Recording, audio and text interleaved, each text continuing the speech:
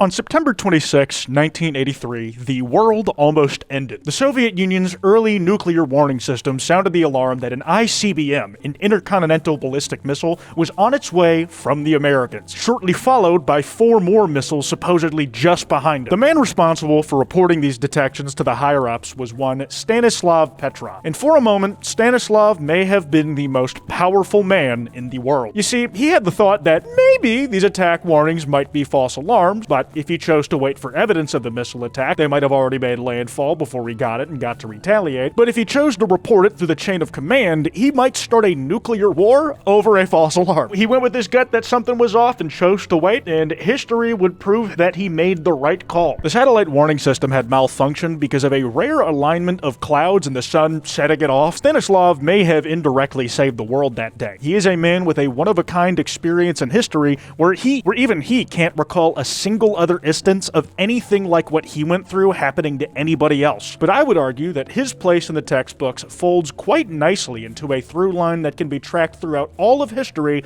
Nothing ever happens. Stanislav, we're picking up incoming missiles. We have to tell the Kremlin. No. But the computer, the science, nothing ever happens. I fought long and hard with myself on if I should read that with a terrible Russian accent or not. Hi again, guys, and the best way to think about nothing ever happening is as a wager. And the way of thinking is similar to making any bet where the house always wins. Nothing will ever happen, even if for a second it looks like something might. The last time this idea concerned me was when I put a built-in disclaimer in my Red Note video, because I wasn't sure if TikTok was going to stay banned by the time I uploaded it, and I just wanted to be safe. And what do you know? It's still around. My fear of having too strong a stance was proven correct in real time. Please refer to the Chud Jack tapping the sign, nothing ever happens. This guy has become a symbol to me. He flashes like a star in my mind whenever I think about current events at all or talking about them. That's political or otherwise. If you've been waiting on a Hollow Knight Silk Song announcement for this long, then you'll understand how nothing ever happening can apply to just about anything. That prick is like a constant reminder with a dumb smirk on his face telling me, yep, don't get too excited now. If you feel too strongly about something, it might be nothing in the end, on some Owlman shit. And while this is like a recent piece of brain rot for me, the phrase has a long history, going back at least a decade. I'm on my lessons in meme culture shit where I explain how we even got here, except without any of the fucking detail. It started on 4chan, predictably, and the earliest trace of its existence was someone fed up with the monotony of sapient life. Nothing ever happens in this shit. I can't take it anymore. Please, God, make something happen. This world is boring as fuck. This was all the way back in 2014. It didn't really break containment onto Twitter until like 2023, but of course, it got a big boost when the election season came and went. Like, if you only are looking at reality, things may be happening at a rate and at a scale you would expect them to. But the media, including myself, concoct the most vile and inflammatory ways to communicate those happenings to you, trying to imply that the most earth-shattering possible consequence is what's going to result from a happening. But then as time passes and the biggest thing ever, trademark, doesn't happen, it can feel like nothing changed at all in comparison to what we promised. And that makes it another win for the nothing ever happens crowd. I'm gonna say this now, this is not really a good way to look at the world. It can be a useful tool for self-preservation, in moderation. Things are always happening, all the time. It just might not be happening to you. If a tree falls and you aren't there to hear it, yes, it still made a sound. A different person might have even heard it. It's like that one pin, I really wish I weren't living through a major historical event right now. Shut the fuck up, Squidward. For one, don't flatter yourself, but also, you're correct. You're living through history. It came free with your being fucking alive. You live in the information age. The input of all the potential happenings around the world gets beamed into your brain at a higher rate than ever before possible. And it's only getting faster. I think this feeling of info overload is well summed up by this green text from 2017. 5 different new happening topics every day. Hundreds of threads posted over and over. Happening X Volume 25. Nothing ever happens. It's easy to adjust to that input as the new normal, and as you grow used to it, see it as the new nothing. Just get more bored as shit gets poured into your eyes. Like, there are things that you can't do anything about, so cheekily filing it away in your brain as not happening can be good for keeping your sanity. That's with the caveat that you are doing it in moderation, you know, maintaining awareness. There's a big difference between limiting your consumption versus being a nothing ever happens guy who the thing they want to happen is an Ultron technovirus that wants to assimilate all organic tissue into a hive mind. That way that guy can abandon all day-to-day responsibilities. It's the end of the world, who cares? All that said, I'm not just here to discuss the consequences of taking this idea seriously, because it's much more important that it's all very funny. Nothing when something tries to happen.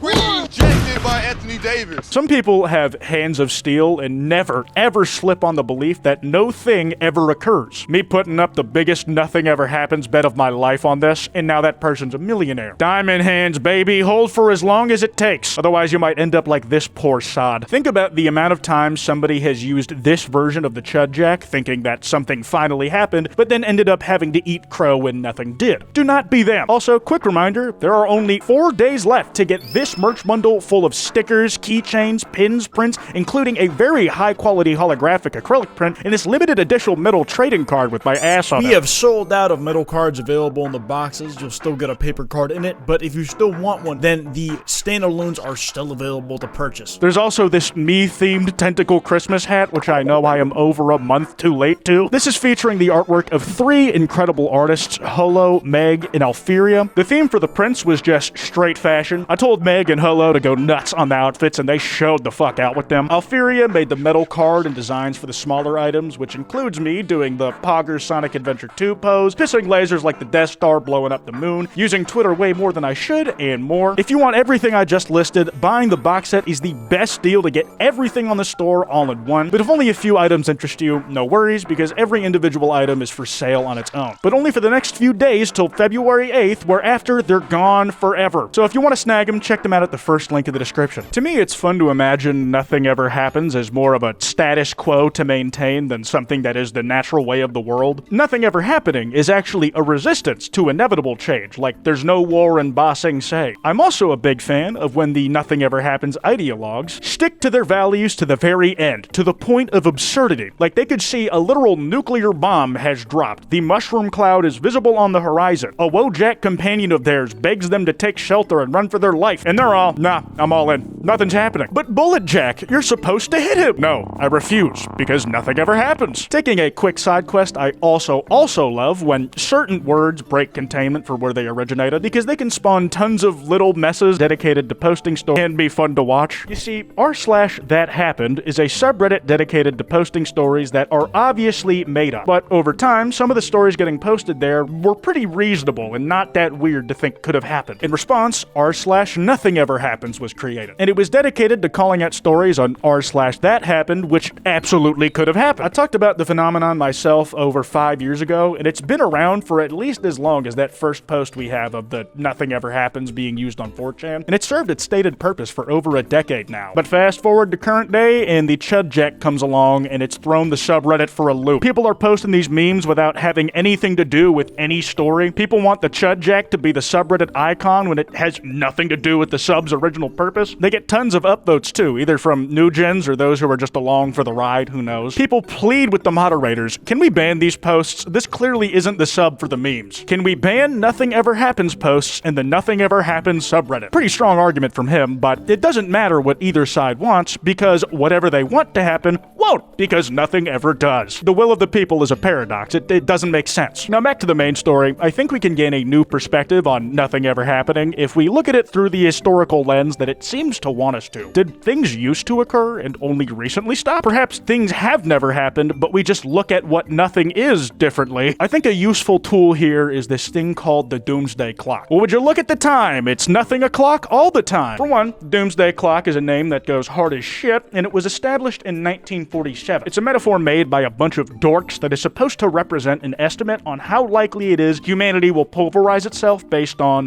threats to humanity from unchecked scientific and technological advances. It's not a countdown, it's not telling you when the world is supposed to end, it's an art piece that you're supposed to think about, basically. So keep that in mind as we continue. As of last month, January 2025, the Doomsday Clock is the closest to midnight it's ever been. It stands at 89 seconds till 0 hour. Pretty foreboding, right? This is the closest we've ever been to the end of the world? God, what went wrong? When has it gotten this close in the past, even if it's figurative? Well, one of the times was in 1953 when the US and Soviet Union first started testing hydrogen bombs at the very start of the Cold War.